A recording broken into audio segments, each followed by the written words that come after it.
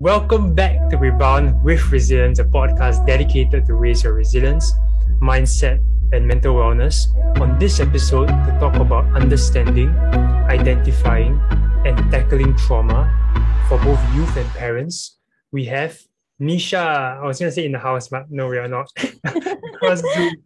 Hi, Kevin. Hi. So yeah, it's so nice to see you again. Let me give the audience a proper introduction of you, Yeah. because you do so much work, both hard work and hard work. And so I just want to give proper introduction of you before we begin. Nisha is a psychotherapist, counselor, trainer, and speaker with more than 5 years of clinical experiences in both social and community settings, right? Experience deals with a variety of mental illnesses, trauma, interpersonal issues, co-parenting issues, and she also has experience at supporting individuals and families from different marginalized communities.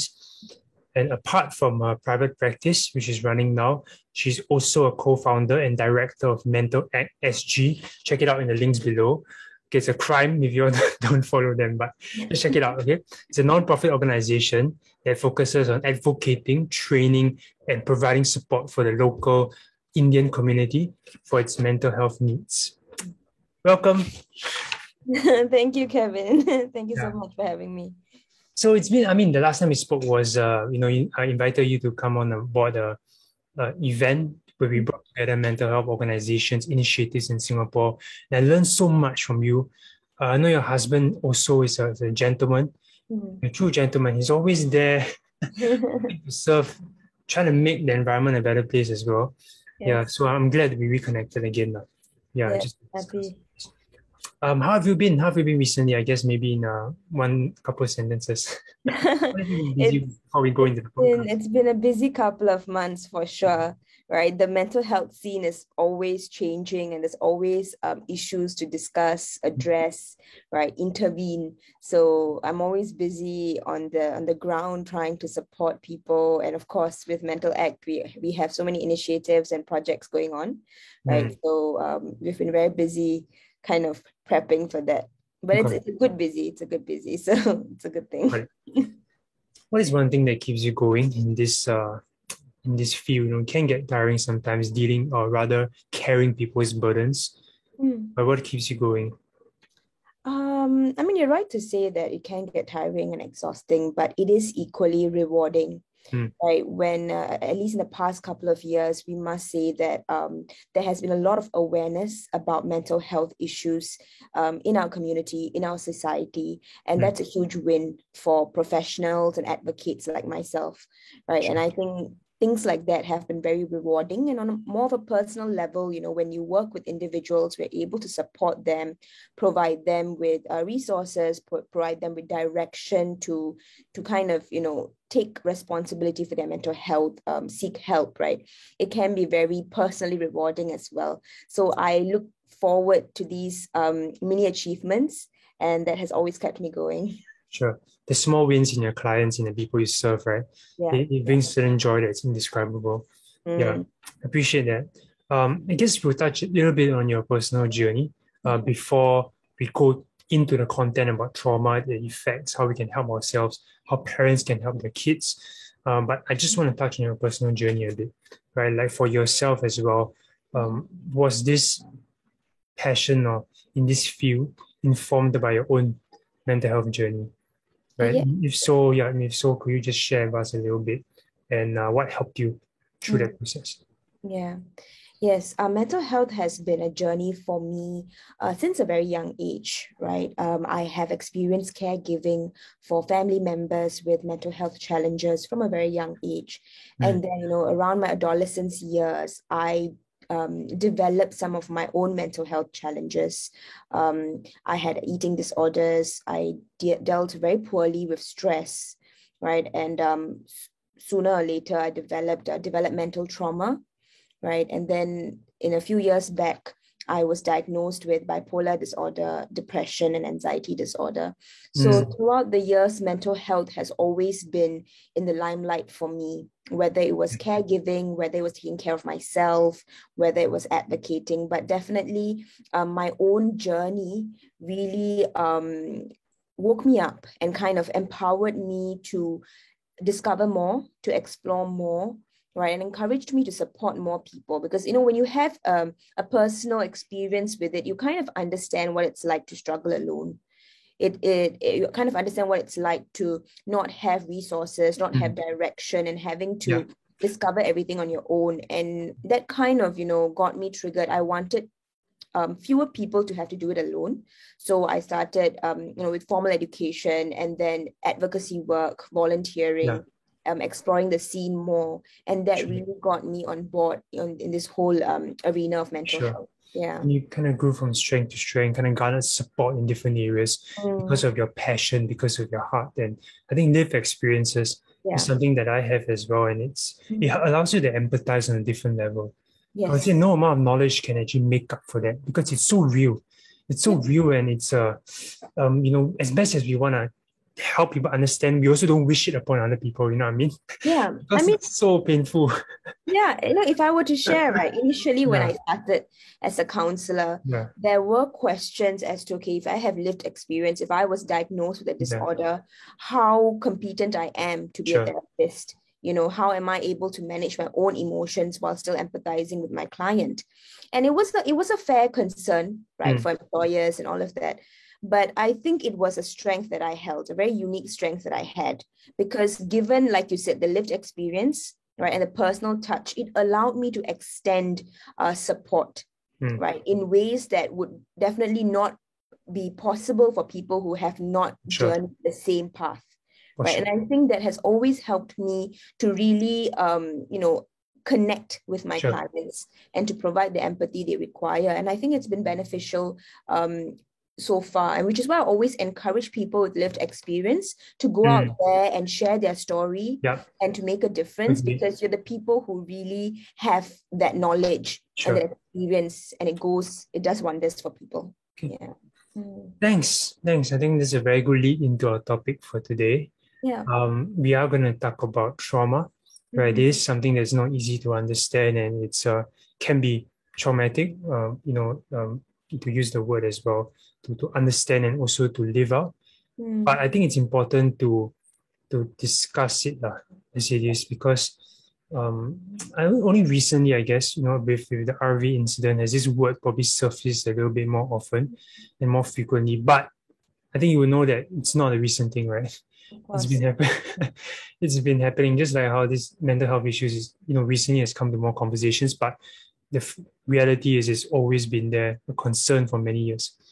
Yeah. So let's dive into it.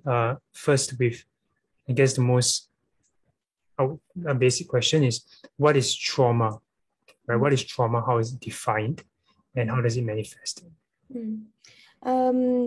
Of course, instead of just a formal explanation, if I were to make it as understandable or comprehensive as possible, trauma is a response that people kind of create to something very, very intense that happens in their life, right? And it differs.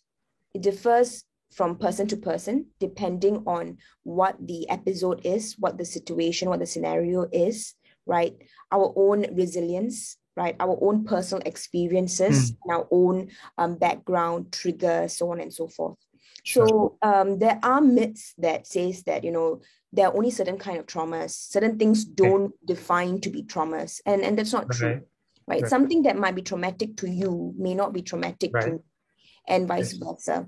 So there is no particular, structured definition.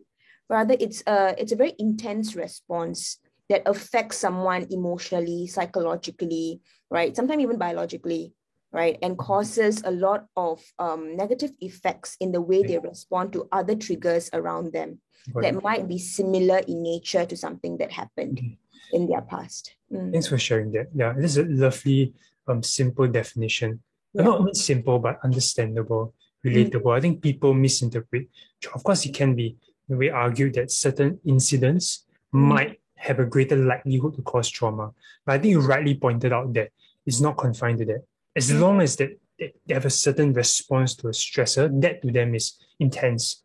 Right? They interpret it as very intense. And you mentioned that it manifests in the way you treat and the way you communicate people. Could you give some examples of that? To what again? Some examples of how trauma affects the way we communicate or receive information. So it really depends again on the trigger. So for example, I am traumatized by how I'm being treated by a teacher or an employer, right? It would affect how I see myself as a student, as an employee, right, in different situations, right? It might develop a fear in similar situations in the future. So we tend to preempt our actions, our responses, right? The next time something similar happens, right? It can even result in either a flight, a fight, or a freeze kind of response, right? Suddenly breaking out into a panic and be like, oh no, what do I do now? Sometimes becoming very avoidant and defensive, right? Or sometimes, very, very intrusive in a sense also. So it could really create a variety of responses depending on how they have been triggered, right? So this can happen in any context also, right? Sometimes even if I were to see, like for example, recent experience is I saw quite an elderly lady fall down a flight of steps in the MRT station. And I was on the escalator on the other side and I witnessed it. I was in no position to run to her and help her. But every time I go to the MRT station, any MRT station ever since, I'm very fearful of the stairs. Right. Because every time I just picture this lady, I watch very carefully whenever I see someone take the stairs. And when I have to take the stairs, I'm extremely careful, right? Because that has created, it has aged a traumatic picture in my head. So my response is fear. My response is caution. And I become very highly alert, in similar situation. So that's one of the, like a simple example. Okay. And this applies across context to any form of stressor, right? But the underlying principle is that it does affect our like you see the word preempt. You use the word preempt. I think it's a very good word for people to understand. Event may not have manifested yet, but because of that past, you predict so-called that in a way that may not be maybe unhealthy or may not be desirable for you, yes, because it evokes a sense of anxiety, a sense of anticipation, and it usually is a very negative anticipation, right? And so that kind of causes you to preempt because you want to protect yourself. You want to defend yourself, right? You want to take care of yourself. So then you would preempt your actions, you would preempt the other person's responses, so on and so forth. Let's go into sources of trauma. I mean, you did mention that there are numerous, but I guess with regards to this podcast, the kind of focus on youth and millennials, and even for parents to understand what they're going through. So especially among youth in your work with youth, what are some common sources of trauma that they highlight or that you observe? Physical trauma, right? If there's family violence or child abuse at home, that is a very direct sense of trauma. Very fearful of having open conversations or interacting with adult figures, right? Trauma of some students see other students being disciplined in school in a quite intense way. That might be quite traumatic, right? Other things like dealing with stress. Right. So if there's something that's highly stressful and, if it doesn't go out the way they want to and they are being punished for that, or they are some negative consequences attached to that, that creates a sense of stress and that could trigger trauma. Okay. Right. So these in a school-based setting, in a home-based setting, this could evoke trauma. And it's very common among students, especially youth. Okay. Yeah. There's one area as well. I think this chronic trauma where it's repeated or it's kind of prolonged over a period of time. And I think in school settings, it is set up for that in some sense because they go to school almost every single day. They see the same people. The environment is very similar and can be very distressing for some people. In fact, my work with schools as well, in my work, I notice this has always been around, but bullying as well as discrimination has been around. And I think it is a bit sensitive to speak about it. However, it would be good for us to at least touch on it a little bit for awareness. I don't think we should just sweep it under the carpet. And one thing I guess, that you do work with the Indian community, and recently race has been something that is discussed a little bit more.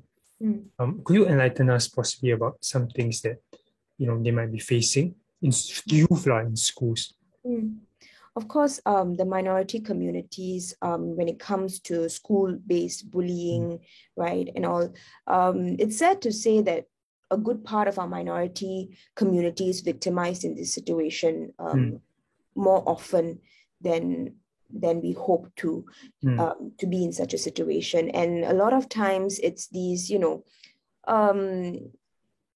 things like color, things, accent, right? Things that probably differentiate them from other students, right? It's quite ironic because I think every individual is different, right? And everyone has something or the other about them that's different from the other person.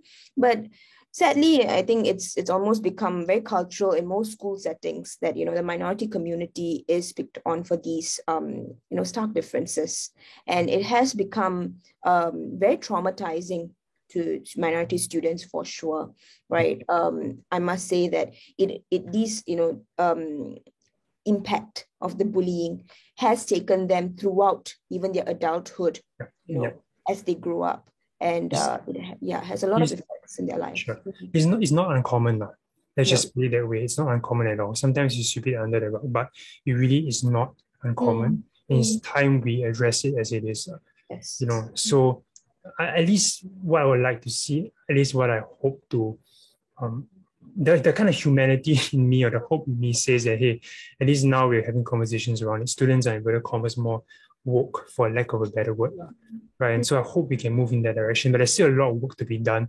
Again, if you are listening to this podcast and you might have related to what Nisha just shared, we will go into solutions and some perspectives to help you. But before we get into how we can help ourselves and others, just one last question on this theme.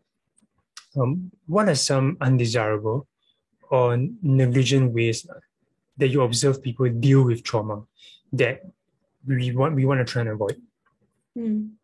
I think the most evident way is avoiding it, right? Being aware that something traumatic has happened, and ever since you haven't been coping well, you haven't been feeling the same way, and you have been very openly avoiding addressing this, is definitely one way not to deal with trauma.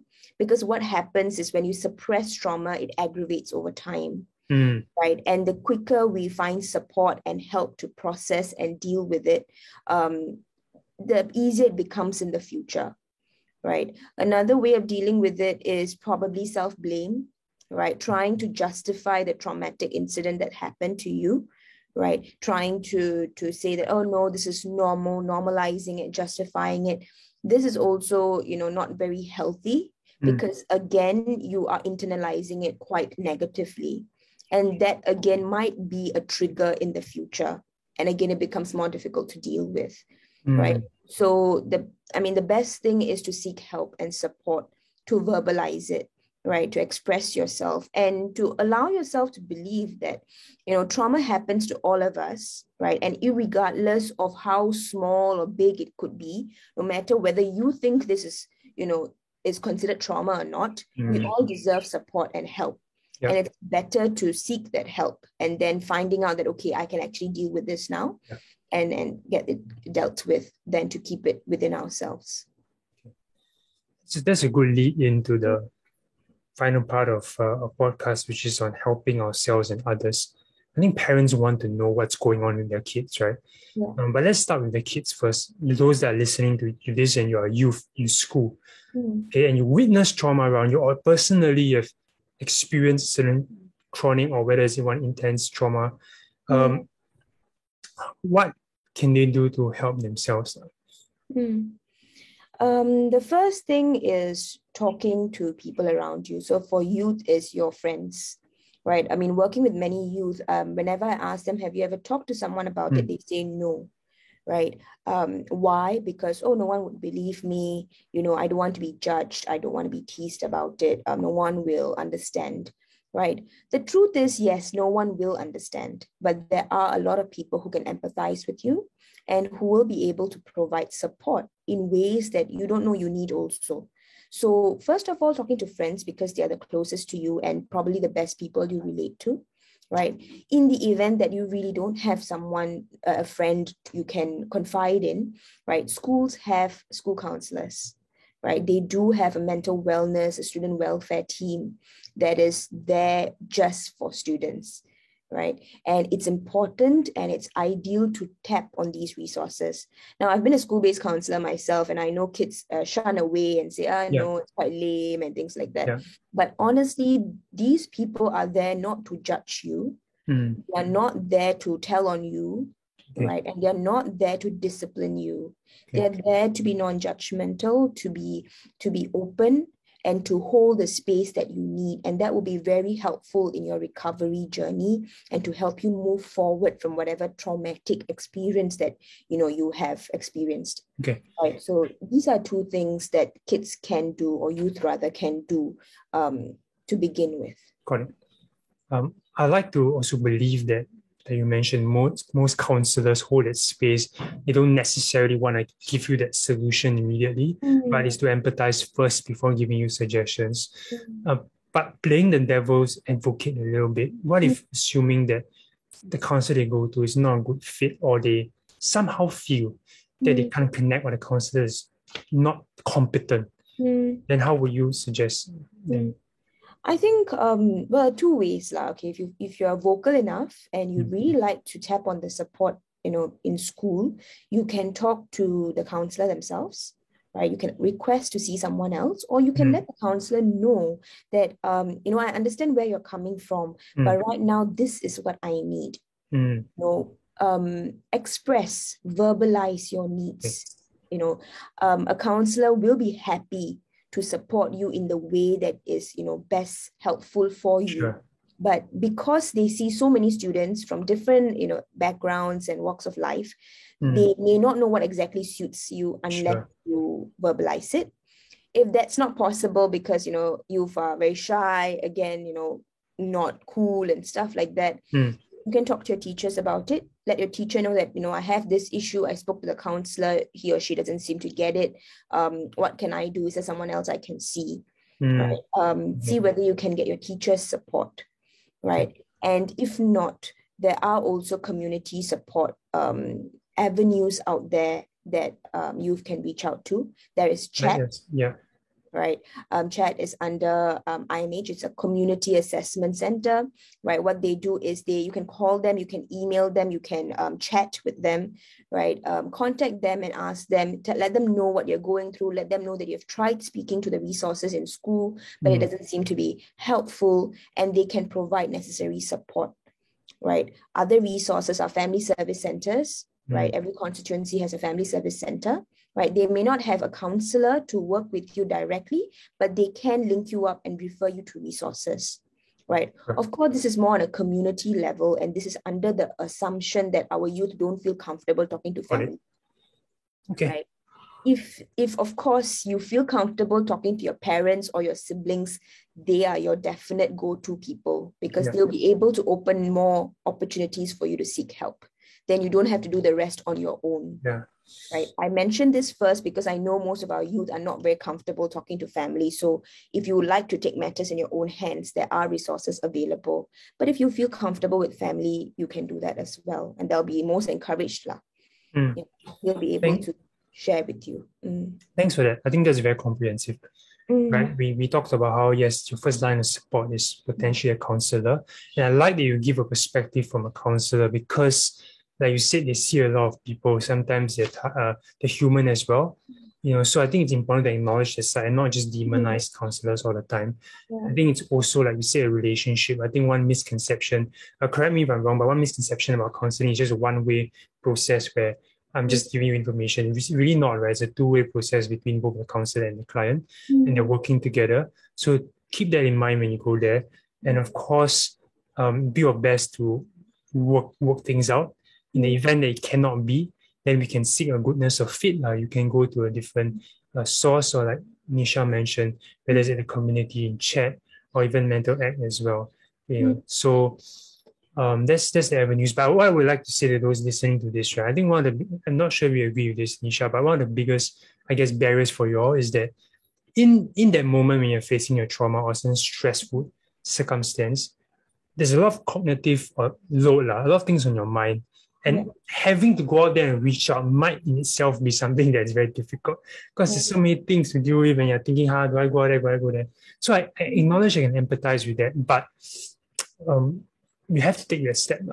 Yes. There's no other way. Yeah. I agree with you, Kevin, because in the moment, like you said, right, even whether you're a youth or adult, right, it will take time for you to get your cognitive processes in check before you go into action mode, right? So in that moment, allow yourself space and time to calm down first, right? Take a couple of hours or a day or something, right, to really calm down and, reconnect with yourself, align with yourself, and take time to relax first before you think about what to do next, right? Always assure yourself, and this I can provide as a professional, that there are multiple resources out there, and it's a growing pool of resources. Even if you just do a search on Instagram, there are so many resources out there, and it's a great thing to see that there are increasingly it's an increasing pool of resources. Sure. There's definitely help for each and everyone out there.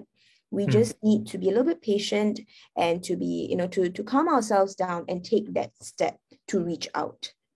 Right. So if you don't feel comfortable with school, you don't feel comfortable with your teachers or school counselors, your parents, there's so many community and social resources out there that you can definitely tap on. So the first barrier is assuring yourself that I deserve help and I can get help and I'll do what it takes to protect myself.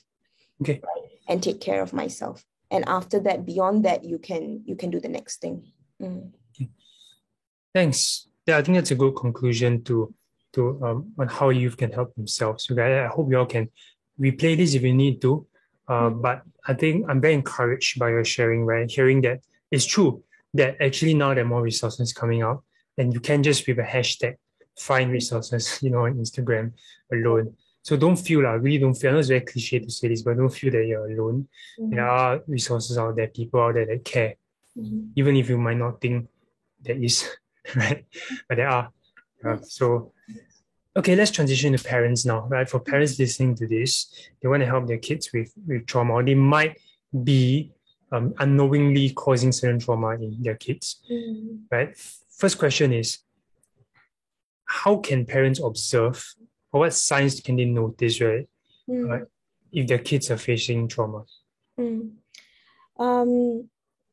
The very basic signs or the blanket statement I can start with is if you see your child or your youth displaying responses that are out of normal for them, right? That is a huge red flag.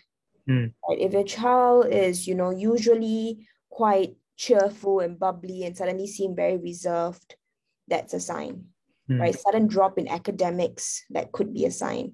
Right? Sudden loss of sleep or appetite, those are signs, right? Complaints from school or coming home late or suddenly have a new bunch of friends or, suddenly have no friends, those are signs. And this is not just for trauma, but generally mental health distress itself, right?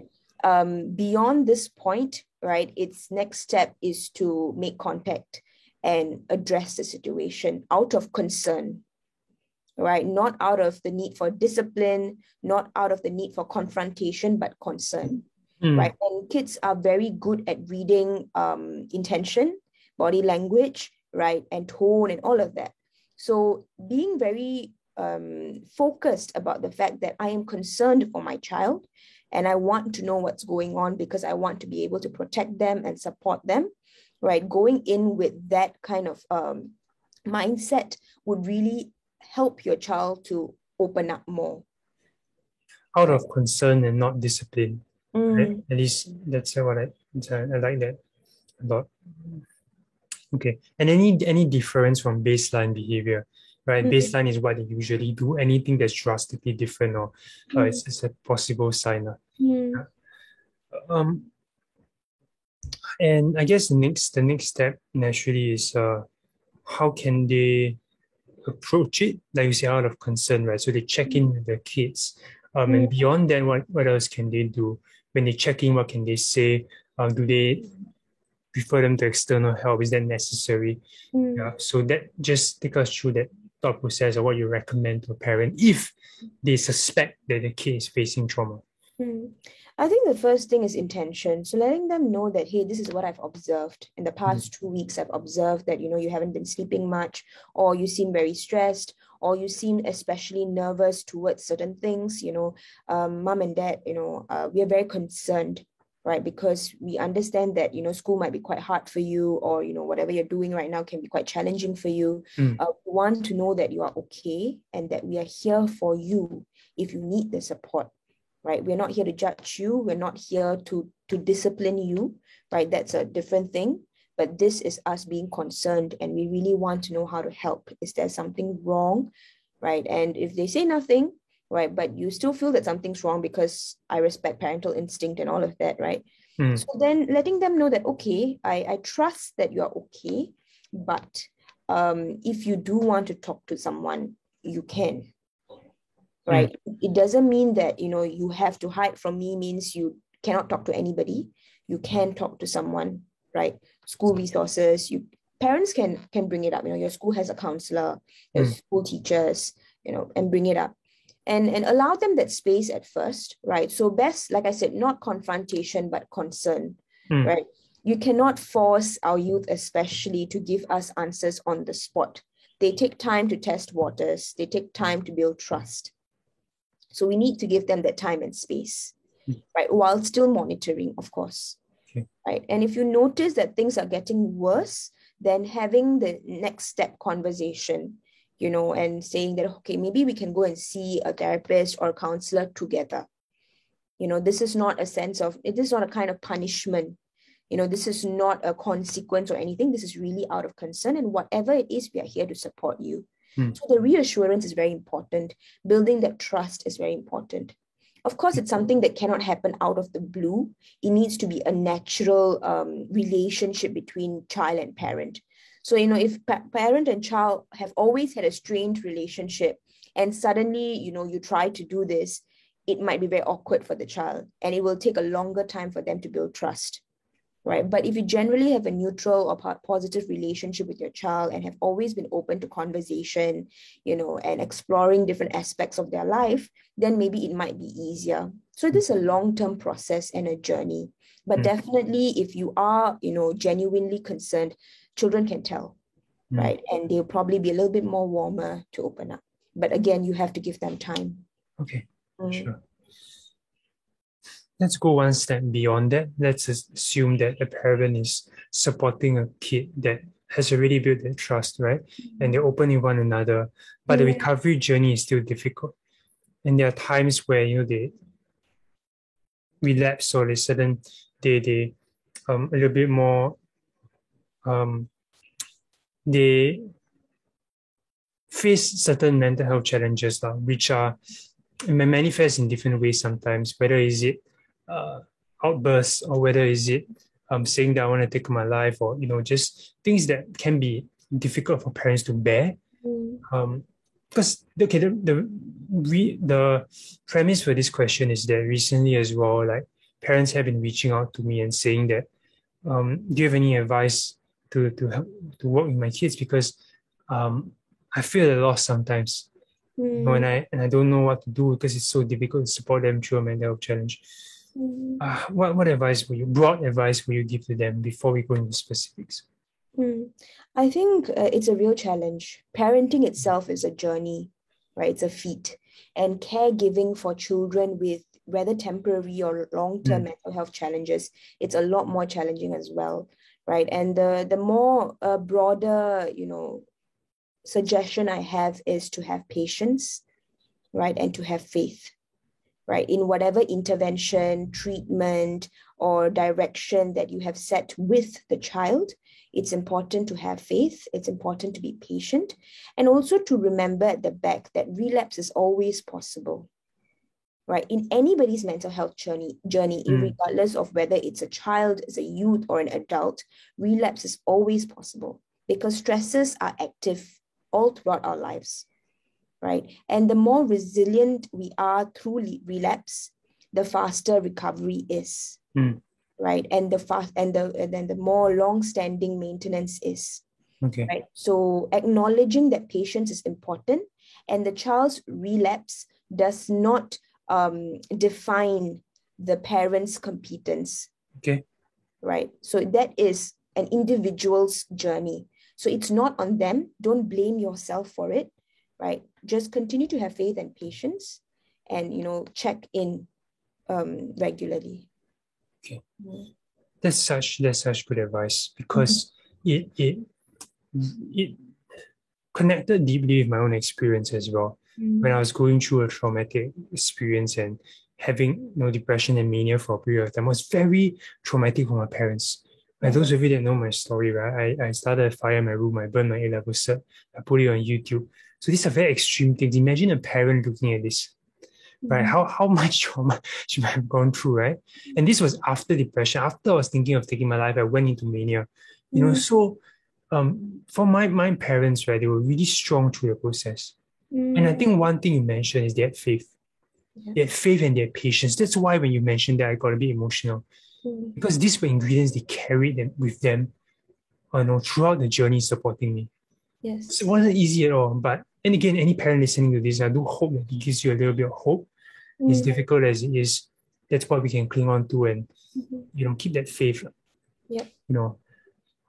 With that, I believe also comes support, because my parents had a support system, or at least it's very difficult for them, but they tried their best to also keep themselves sane, and so that they ensure that they provide that support.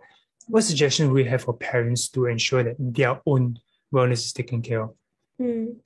Yes, that was something I really wanted to stress as well, because any parent having to take care of children with mental illnesses or just temporary mental health challenges do need the awareness and also need consistent support, right? Whether it's seeing a specialist and finding out how they can better support the child.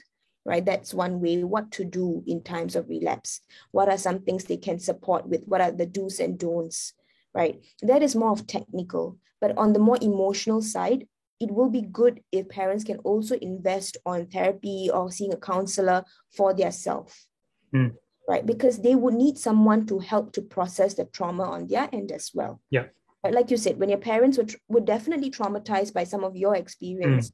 Right, because immediate family, and that is unavoidable. It doesn't make them bad parents. It doesn't make them less resilient or anything. But something that would have been helpful if they could reach out to see someone to help to process that. This will also avoid transference back onto the child. Because when things get very aggravated in the situation, this can avoid things like, oh, what you put me through in the past, blah, blah, blah, all these kind of things. If this is processed well, right, and they have moved forward from it, we can avoid counter-transference and again triggering the child to have another relapse. So both parties require a lot of consistent support, whether it's community, whether it's medical, right, whether it's individual, whatever it is, the support is required, and there's no shame in that. Right? It doesn't mean that parents have a mental health issue also, right? It just means that they need someone to journey with them. It takes a village to raise a child. Well, this message needs to be put out there, Nisha. It needs to be put out there, because we as Asian society, we have still have this stigma about seeking help or even getting a support system. We don't want a village to know that, oh, yeah, how come this family got problem? You know what I mean? And it's so ridiculous. It's so ridiculous because, like you said, like seeing somebody, it's not. It's just chatting with somebody, right? Someone just giving advice to you and connecting with you and helping you to share that burden, giving you resources and hope. Because hope, in as much as it is just as important as practical tips. I mean, like I've heard parents say, oh, who is she to tell me how to raise my child? What would she know about what I'm going through? Right? And yes, fair enough. I am nobody to tell you how to raise your child. And definitely I don't understand what you're going through. But I'm not here to tell you what to do. I'm here to hold space for you. And that's the intention we require. right? We need to know that we are seeking help not to get advice. That's a whole separate thing, but rather for someone to hold space so that I can do my job in holding space for my child.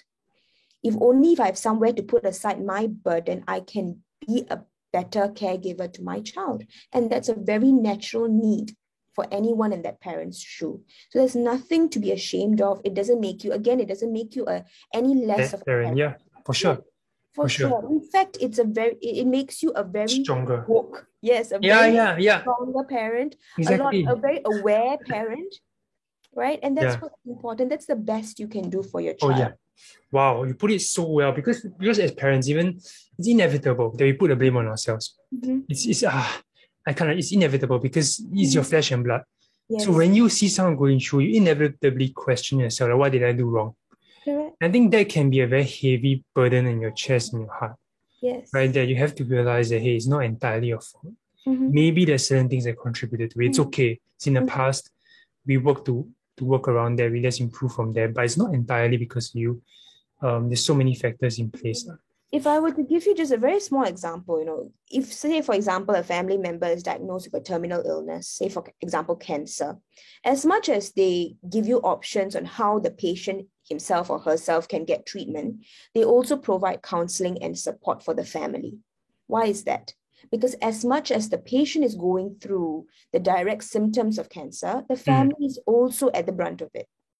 They need to know how to support. They need to know how to empathize. They need to know how to prepare themselves, right? And if so much is done for a terminal illness, equally support is required for mental health as well. Because as we always say and we always advocate, right? Mental health is as equally important as physical health. And if we go out of our ways to do all we can to protect our child's physical health, we need to do the same for the mental health as well. And that would mean being more equipped and to allow support into our lives as parents as well. Okay. Yeah, I guess it's a good time to put a plug in as well. I guess Caregiver Alliance, not sure if you've heard of them. They do provide free, actually, if I'm not wrong, some complimentary programs or courses that you can go and understand how to provide care and also provide care for yourself. I think I'll link it up in the description. Yeah, so you'll do check it out. I guess we've come towards the end of our podcast today. I really enjoyed this conversation with you, Nisha. Before I plug your socials, maybe you have a final message that I guess you want to share from your heart with regards to this theme or just mental health in general. I think trauma is something that, like you said in the beginning, Kevin, trauma is something that has always been there from our parents' generations, years before, and all of that. Right now, because of the awareness and because of how vocal we are of our challenges, it has come a lot more into the light.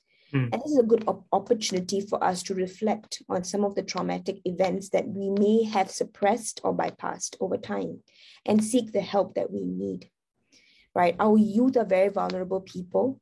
As we always say, they hold our future. They need to be very mentally resilient in order to do that. And providing them that support is very important. We can't control the trauma response a youth has to any kind of incident, but we can provide the support to heal from it. And that is our responsibility. So whether as teachers, as professionals, as parents, we need to do our part in holding space and providing them with the resources to heal. And if you're a youth yourself, don't shun away from help, right? Help is readily available. Just assure yourself that you can come out of this and you can heal from this, right? Protect your wellness, your mental wellness, and seek the help you need. Thank you, Nisha. I'm so heartened and encouraged by today's conversation. I can't wait to edit it and put it out there as well. I'll definitely send you the snippets and everything. Yeah. But I guess, if you want to follow, of course, please do follow Mental Act SG. I know we hardly talked about them today, but they do very good work. They put out many resources. They also hold events where they hold space where they also help you deal with certain traumatic experience if needed. Yeah, so definitely, if you relate to Nisha, you like her vibe, I'm sure you do, do check out, follow them and share their work as well. Okay. Yeah. With that, we come to the end. Thank you. Thanks, Nisha. And to everyone else, I'll see you all in the next episode. Thanks for tuning in. As always, if you enjoy this, do share with other people to help someone in need. Mental health is a shared responsibility. Yeah. All right, stay resilient and I'll see you next time. Bye. Bye.